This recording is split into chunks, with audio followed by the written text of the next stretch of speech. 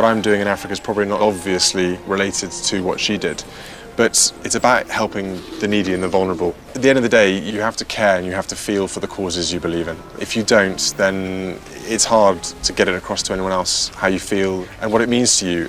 And it was, I think, that infectious enthusiasm and the energy that she had that really rubbed off on me for causes such as this.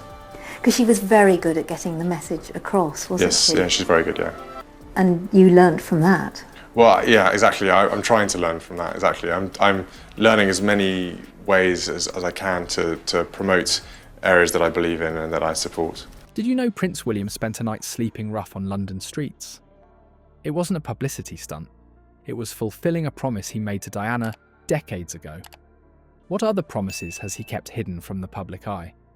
While the royal family preaches tradition and protocol, just passion for what she'd been doing, and I sort of used to sit there as quite a sort of surprised little boy at the time, sort of taking it all in. I never realised quite how much of an impact she had. Did you know as a young boy the depth of her work that she was doing? I knew a fair bit of it, mainly because she'd come back with all these stories and full of excitement, and you can feel and see when she's talking and visiting that she really connects and cares about what she's doing. I applaud her for all her, her dedication and her drive in doing that. William has been secretly building a network of charitable connections that mirror his mother's underground work. The recent revelation about Diana's anonymous medical payment for a stranger shows exactly where William learned his approach to compassion, and why traditionalists within the palace walls are growing increasingly concerned about his vision for the future. Tucked away in a neglected box of Diana's personal belongings, a rumpled thank you note turned out to be the unexpected clue to the real Princess of Wales. Not only did William find an emotional memento when he first came upon this seemingly insignificant piece of letter, but he also found the template for a completely new attitude to royal duty that would permanently change the way he saw his mother's legacy. But I was not aware of how overwhelming that attention would become. When I started my public life 12 years ago, I understood the media might be interested in what I did. It's a global fascination with Diana because there's never been anyone like her before, and there's never been anyone like her since. And I think people are fascinated with the enigma of this woman. The public was unaware of something exceptional that was revealed in a letter sent by a mother whose child's medical bills had been miraculously reimbursed.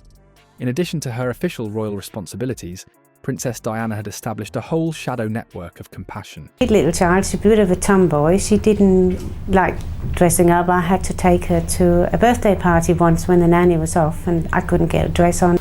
And having great fun and bouncy and full of life and everything. And I don't know what you thought of it. What was your instant impression, both of you? What did you think about Lady Diana? Well, I remember thinking what a very jolly and amusing and attractive 16-year-old she was. Without a single photographer or royal news release in sight, Diana was discreetly organising private donations, paying hospital bills for struggling families, and directly helping individuals in need financially as cameras recorded her trembling hands at hospitals and charity galas. William must have been hit hard by this realisation. The mother he believed he knew, who was already well liked for her empathy in public, had been leading a whole different life of service that called into question the fundamental idea of what it meant to hold the throne. Were the ceremonial responsibilities, ribbon cuttings and photo ops really what it meant to be royal? Or was Diana hinting at something even more revolutionary? If we all play our part in making our children feel valued, the result will be tremendous. I think we may have to find a secure way of helping our children, to nurture and prepare them to face life as stable. Direct, intimate engagement that did not follow the customary boundaries between the people they serve and royalty. This revelation had significant ramifications. Diana hadn't only been acting like the person she was supposed to be, while secretly doubting herself. She had deliberately developed a dual strategy for royal duty, preserving the necessary public image, while also establishing a secret network of support that completely avoided the conventional royal charitable system. It was a calculated strategy that enabled her to meet deadlines and still make the direct difference she felt was necessary.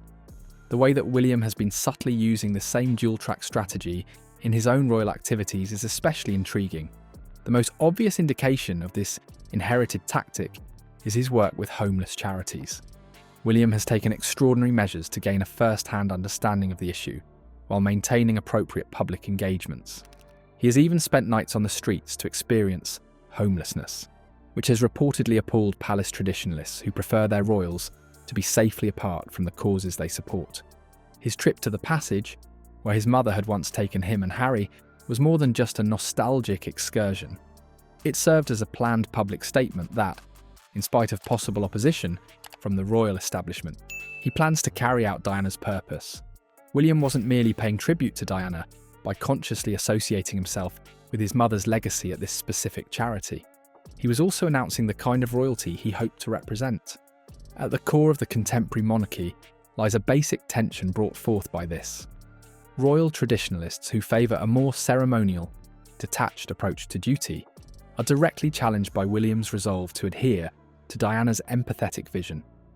This is a deep disagreement about what the monarchy itself ought to be in the 21st century, not just a matter of taste. Many onlookers fail to notice that William's ostensibly innocuous allusions to Diana during his Earthshot Prize appearance were more than just nostalgic memories. They were deliberate statements of intent that let everyone know he had picked a side in this internal conflict. William was presenting himself as the heir to Diana's vision rather than the conventional crown, by bringing her up in the midst of innovation and change. Although the royal family has always been skilled at controlling public opinion, what is taking place behind the palace walls is nothing short of a radical approach to the potential of the monarchy. Although the world perceives a devoted prince paying tribute to his mother, the truth is much more important.